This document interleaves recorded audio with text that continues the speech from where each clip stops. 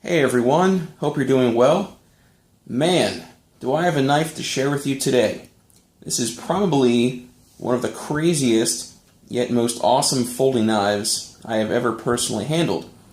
This is also one of the first custom knives that I had received in for service work. So let's go ahead and take a look and see what we have here with this massive, gnarly beast. So this is a custom knife by Jeff VanderMeulen. I hope I'm saying his name right.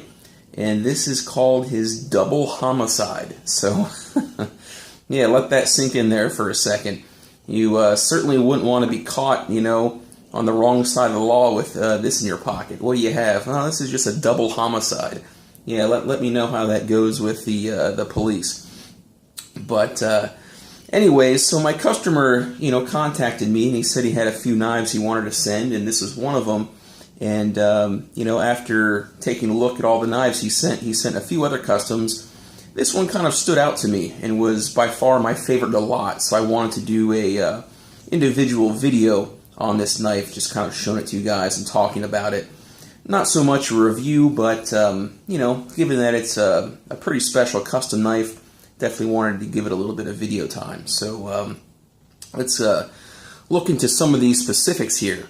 So obviously this is a flipping knife design, and before I open it up, I just want to say how smooth this knife is. For such a large, heavy blade, this thing just comes out so easily. So just take a look here at this, guys. Man, look at that. Holy cow. So that's about a 4.5-inch blade there, guys. And that just looks nasty. So it has two, sections here to the blade. This kind of recurved area here, which is hollow ground. And this kind of upswept portion here towards the tip, which is a partial flat grind. But, yeah, this is about 4.5 inches of S30 V-steel, I believe, on this knife. So I know the particular maker uses various steels. I think he had used some W2 in some other versions of this knife. But you can take a look here at the blade. It has this kind of acid wash on the finish there, which is very, very nice, very attractive. But this is a freaking huge knife. So weight-wise, guys, we're looking at 12.4 ounces on this knife. And it is certainly a beast. It is a chunk of metal in your hand. I mean, I can hardly get the whole thing in the frame of my camera here. But the stock here is fairly thick. Probably about, a little less than a quarter. Maybe about 3/16. So that's a big old chunk of steel there. And, it's really impressive. You open this knife and it's a conversation piece. It's really, doesn't look like anything else out there, and is really a sight to be seen. So this knife has what are called zirconium bolsters here, and I assume these are solid pieces of zirconium, or perhaps it is finished on the surface here of the knife, which is a different material that we don't really see in production knives. Which kind of has this nice gray finish. It kind of looks like titanium, but I read up on it, and it is in fact zirconium, which is pretty cool. You can see here there's carbon fiber scales, which are very nice. They're pretty smooth to the touch, but very, very nicely finished here. This knife does have titanium liners and is a titanium liner lock design.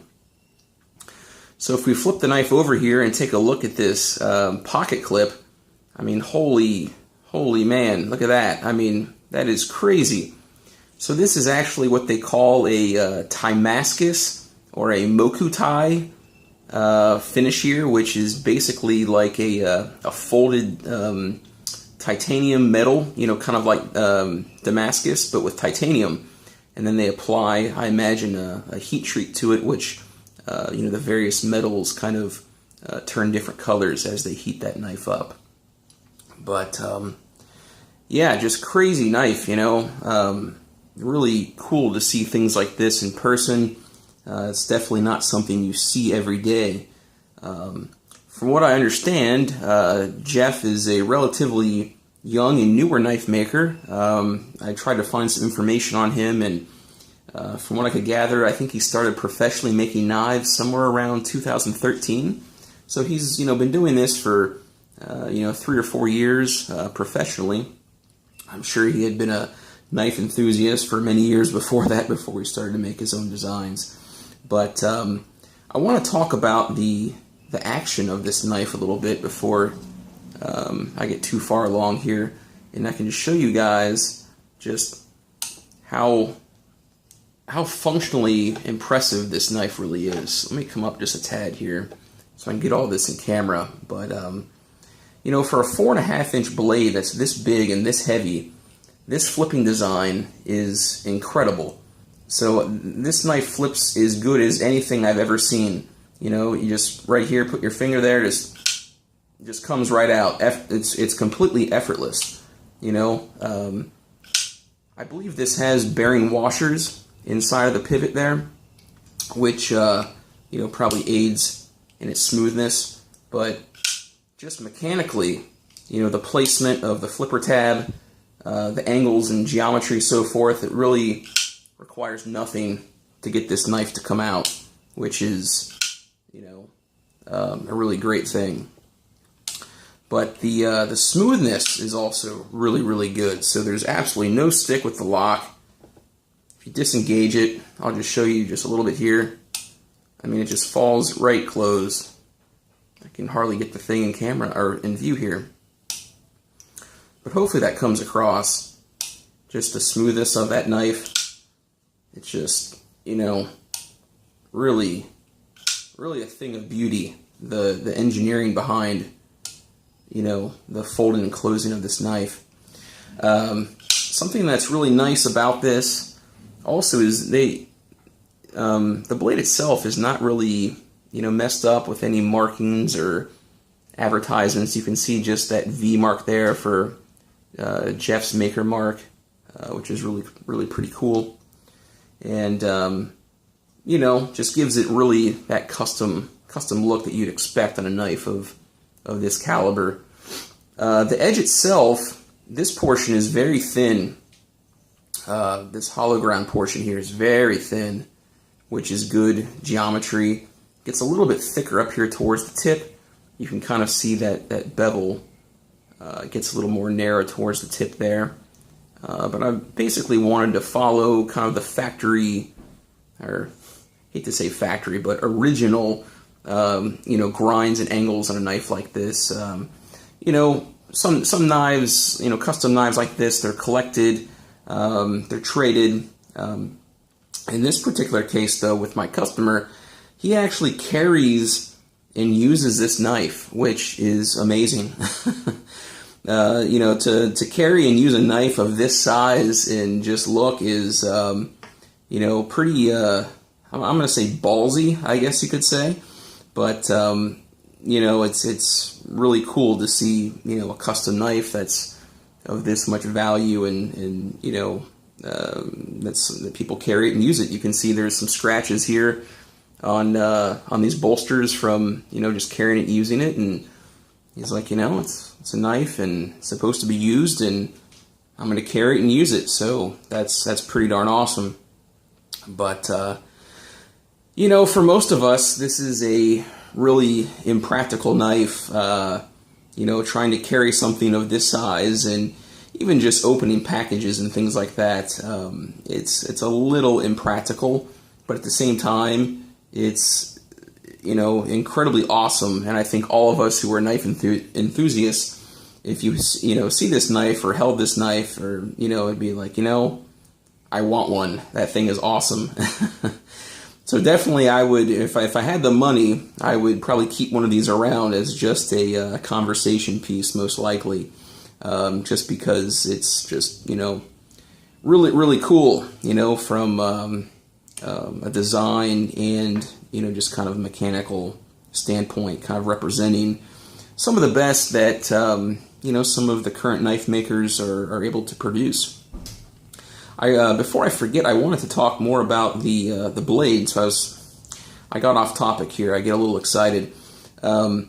So I mentioned, I received a few custom knives in, and something that I quickly realized is that on a lot of custom knives, they sometimes seem to, lend themselves towards form over function.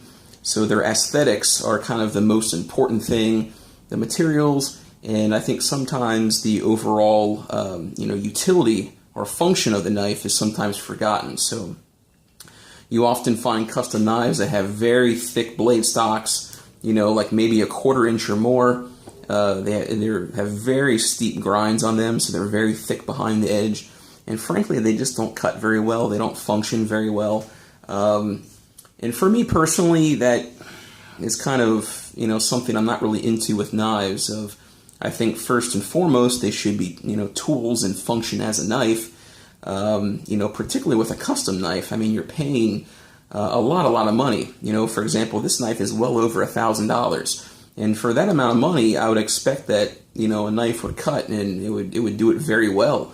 But you'd be surprised that some of the knives, their edge geometries are terrible. I mean, they're so thick behind the edge.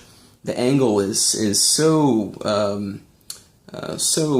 thick, so wide, or very narrow, I should say, and they just don't cut well at all. So props out there to Jeff for designing a knife that aesthetically just looks killer and also functions as a knife. It's supposed to cut. So good job there. It's kind of the analogy of would you pay $500,000 for a Ferrari or a Lamborghini or something, but then find out, well, it doesn't go over 35 miles an hour. I mean, I'd be pretty pissed, if you pay that much for something that's supposed to perform and it's just all looks, it's like, what the heck? It's not something I'm into, but yeah, this knife actually cuts pretty good for its thickness and size. So let me just give you guys a couple of knives here in size comparison to this guy, just to show you how massive and beefy it is. So here's a Spyderco Delica. You can see that here. So there's the Delica compared to this knife, which is pretty funny. And here, I'll even put out a Spyderco Military, which is still a fair amount smaller than this knife. So you can just see the massiveness here of this VanderMeulen Double Homicide. So, well, I think that's probably where I'm going to wrap this video up here, guys. Don't want to ramble too much. Again, this was kind of more of an overview and a show and tell type video, not so much a review. Personally, I'm not that involved with the custom knife world, and honestly, I don't think I am well read enough to really review a lot of custom knives with a whole lot of authority. I mean, a lot of the things carry over from production knives, but it's not quite my thing. I'm not quite as up to date on a lot of the custom knives and makers and trends and things that people usually see within custom knives. So, I'm not going to act like an expert in an area that I'm not.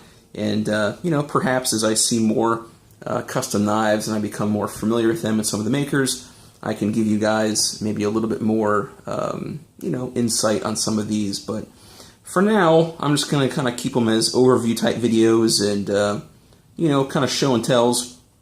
And we'll kind of go from there and see how things progress. But, yeah, I couldn't pass up an opportunity to share this beast with you. I'll show you the blade one last time. So that's the VanderMeulen Double Homicide there, which is a sweet a Again, carbon fiber. This Damascus clip, which is stunning. Even my wife said that was an attractive knife. She liked this one, so maybe that says something if even some of the ladies around us think some of these knives are cool. So there you have it, guys. Hope you enjoyed the video. Just wanted to share. Hope everyone out there is doing well, and I will see you guys soon. Thanks.